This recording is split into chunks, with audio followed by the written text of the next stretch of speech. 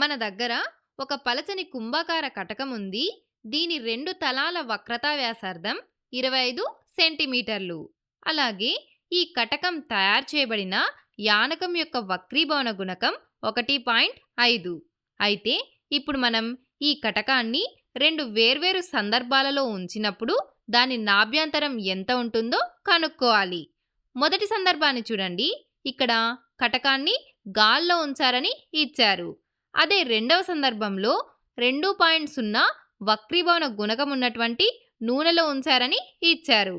కాబట్టి ఇప్పుడు మనం ఈ రెండు సందర్భాలలో ఈ కటకాన్ని ఉంచినప్పుడు దీని నాభ్యంతరం ఎంతో కనుక్కోవాలి.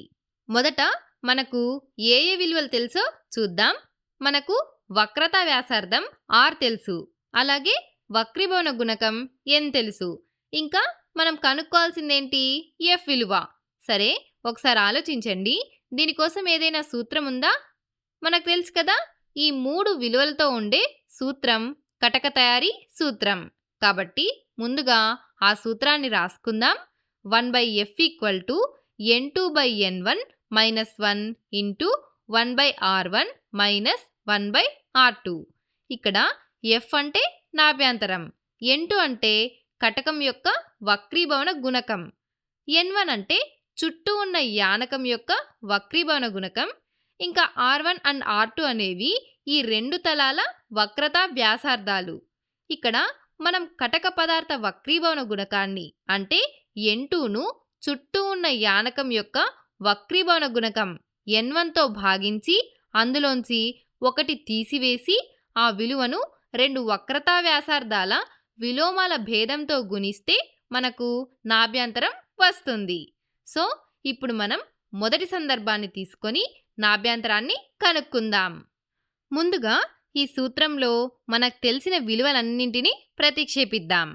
ఈ సందర్భంలో నాభ్యంతరాన్ని f1 అని అనుకుందాం.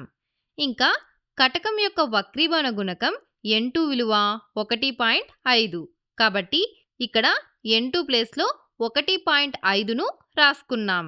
అలాగే మనం ఇప్పుడు కటకాన్ని గాల్లో ఉంచినప్పుడు నాభ్యంతరాన్ని కనుక్కోవడానికి చూస్తున్నాం. కాబట్టి కటకం చుట్టూ ఉన్న యానకం గాలి అవుతుంది. కాబట్టి n1 విలువను 1 అని రాసుకున్నాం. ఇంకా రెండు తలాల వక్రతా వ్యాసార్థాలు r1, r2 25 సెంటీమీటర్లు. అయితే ఇక్కడ మనం గుర్తించుకోవాల్సినటువంటి ముఖ్యమైన విషయం ఒకటి ఉంది.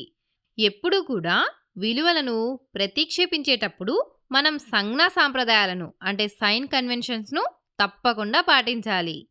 కాబట్టి ముందుగా ప్రధానాక్షాన్ని గీసి కటక దృక్కేంద్రాన్ని మూలబిందువుగా తీసుకుందాం.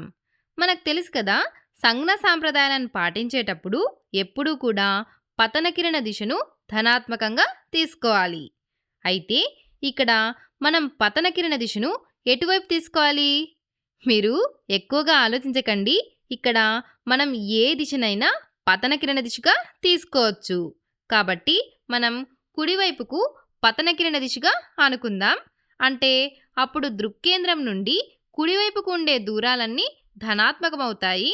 అలాగే ఎడమవైపుకు ఉండే దూరాలన్నీ రుణాత్మకమవుతాయి. ఇంకా మనం కాంతి కిరణాలు మొదట తాకే తలాన్ని 1వ తలంగా, తర్వాత తాకే తలాన్ని 2వ తలంగా తీసుకుంటాం. కాబట్టి ఈ తలం మొదటి తలం అవుతుంది మరియు ఈ తలం 2వ తలం అవుతుంది.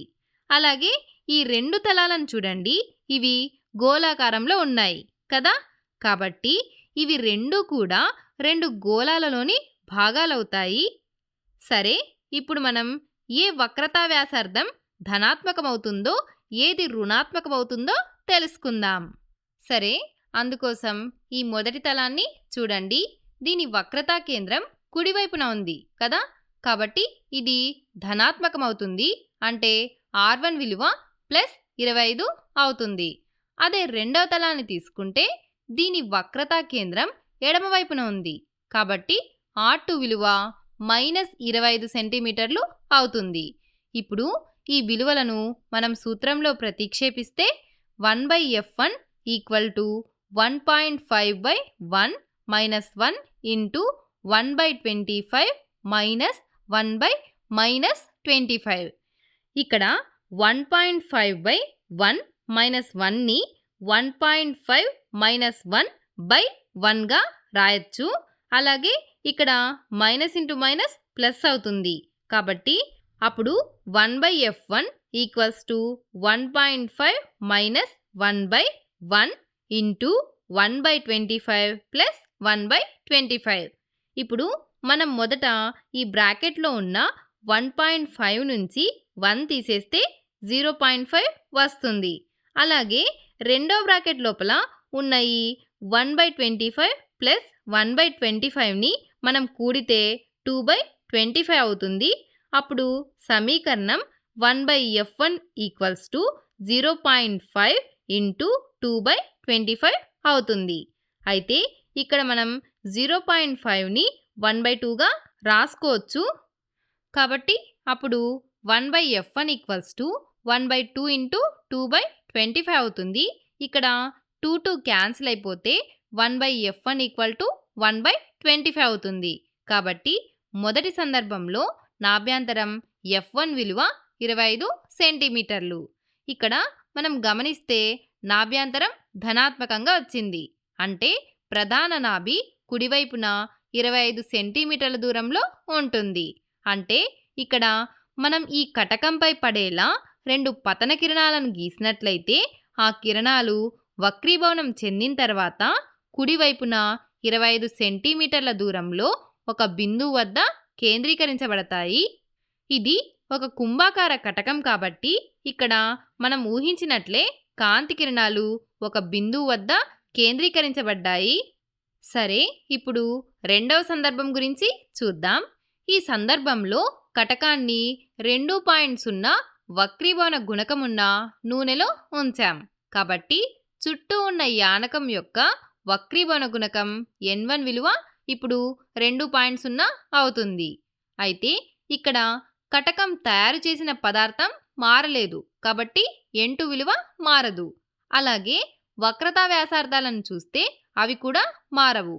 కాబట్టి ఇప్పుడు కొత్త నాభ్యంతరాన్ని F2 అనుకొని సూత్రంలో N1 స్థానంలో 2.0ను మనం ప్రతిక్షేపిస్తే 1/f2 equals to 1.5/2 minus 1 into 1/25 minus 1/-25 అవుతుంది.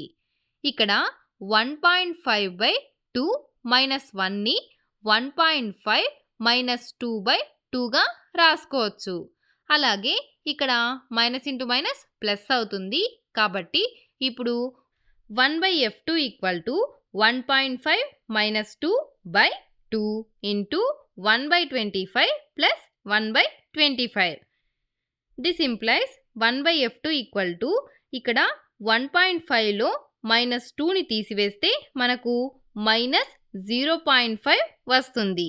So 1/f2 equal to minus 0.5/2 into 2/25. మనం 0.5ని 1/2గా రాసుకోవచ్చు. అప్పుడు 1/f2 equal to minus 1/2/2 into 2/25. ఇక్కడ లవంలో భిన్నం ఉంది కాబట్టి హారంలో ఉన్న 2ని విలోమంగా రాసుకొని అంటే 1/2గా రాసుకొని మైనస్ 1/2తో గుణిస్తే మైనస్ 1/4 వస్తుంది. అప్పుడు 1/f2 equals to minus 1/4 into 2/25 అవుతుంది. ఇక్కడ 2 1s are 2, 2 2s are 4 cancel అయితే 2 ఇంటూ 25 ఈక్వల్స్ టు 50 అవుతుంది. So 1/f2 equal to minus 1/50. అంటే రెండవ సందర్భంలో నాభ్యంతరం F2 విలువ మైనస్ 50 సెంటీమీటర్లు. కానీ ఇక్కడ నాభ్యంతరం ఋణాత్మకంగా వచ్చింది కాబట్టి ప్రధాన నాభి ఇప్పుడు ఎడమవైపుకు మారుతుంది. అంటే ప్రధాన నాభి ఎడమవైపున 50 సెంటీమీటర్ల దూరంలో ఉంటుంది. దీన్ని అర్థం చేసుకోవడానికి 2 పతన కిరణాలను గీసినట్లయితే ఆ కిరణాలు వక్రీభవనం చెందిన తర్వాత ఒక చోటుకు కేంద్రీకరించబడవు. అందుకు భిన్నంగా అవి వికేంద్రీకరించబడతాయి.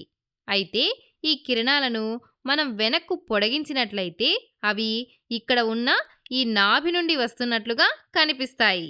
అంటే ఈ కటకం ఇప్పుడు వికేంద్రీకరణ కటకంగా పనిచేస్తోందన్నమాట. అయితే మీకిక్కడ కుంభాకార కటకం ఎలా వికేంద్రీకరణ కటకంగా మారుతుందని ఆశ్చర్యం కలగచ్చు. ఎప్పుడైనా కానీ కటకం చుట్టూ ఉన్న యానకం కటకం కన్నా సాంద్రతర యానకంగా మారినప్పుడు కిరణాలు సాంద్రతర యానకం నుండి విరళ యానకంలోకి ప్రవేశిస్తున్నందువలన అవి లంబం నుండి దూరంగా వక్రీభవనం చెందుతాయి. కాబట్టి ఈ వీడియో ద్వారా మనం ఒక కటకాన్ని విరళయానకమైన గాలిలో ఉంచినప్పుడు అది కేంద్రీకరించే కటకంగా మారుతుందని, అలా కాకుండా దానికంటే ఎక్కువ వక్రీభవన గుణకం ఉన్న యానకంలో లేదా సాంద్రతర యానకంలో ఉంచినప్పుడు అది వికేంద్రీకరించే కటకంగా మారుతుందని తెలుసుకున్నాం.